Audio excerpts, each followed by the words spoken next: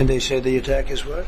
That you waved off an Israeli plan to attack Iranian nuclear facilities. I wouldn't say waved off. I'm not in a rush to do it because I think that Iran has a chance to have a great country and to live happily without death. And I'd like to see that. That's my first option.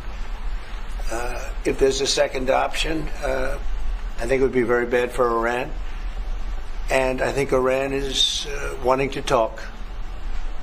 I hope they're wanting to talk. It's going to be very good for them if they do. And I'd like to see Iran thrive in the future, do fantastically well. I know the Iranian people, they're incredible people. Always have been very smart, very energetic, very successful people. And I don't want to do anything that's going to hurt anybody. I really don't. But Iran can't have a nuclear weapon. It's, pretty simple. It's really simple.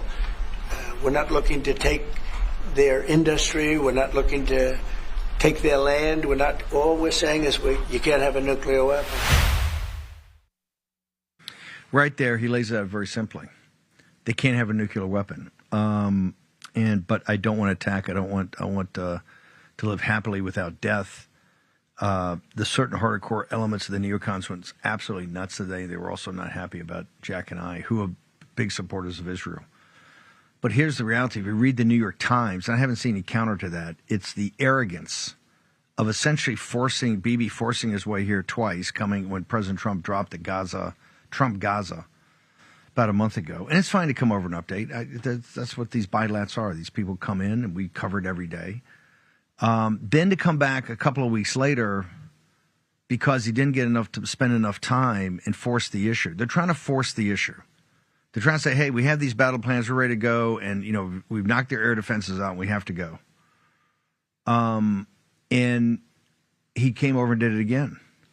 And President Trump kind of dropped the bomb on him in the room. Hey, by the way, we're actually in negotiations. We start this Saturday in Oman, and it's just the two of us. There's no third party, which the Israelis have been adamant that can't happen. Scott Besson came out yesterday and kind of gave a backup to what we've been saying here on the show, is that why are we haven't even started true economic warfare against these folks. If you want the Persians to start taking a hard look at the mullahs, these radical, crazy mullahs that rule over them, you got to put the squeeze on them. We're not putting the squeeze on them. People say, no, it's tough, inflation, but that's not the squeeze. They have assets all over the world.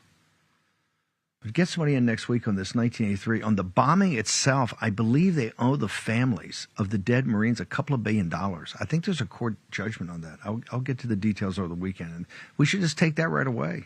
Just seize it. Also, they got assets all around. They have financial assets all around. These mullahs, all they do is steal money, got Swiss bank accounts to get everything. Plus 2.5 million barrels of oil a day, not the 1.6 that's publicly disclosed. They got about 2.5 million going to the Chinese Communist Party. It's essentially 20+% of total energy consumption by the CCP. The CCP that's at economic war with us. And President Trump's sitting there going, hey, we're going to make a deal. He says, I make deals. He'll make a deal with Xi.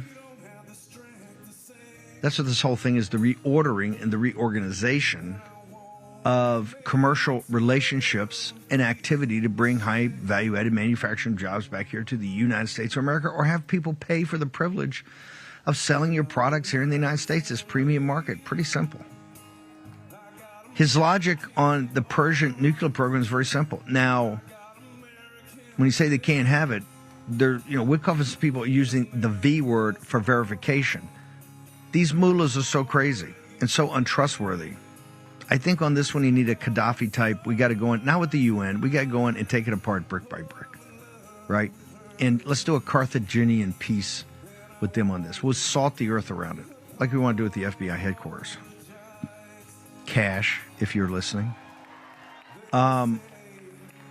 So President Trump, very straightforward and blunt today. And you can tell, President Trump says, hey, this is simple.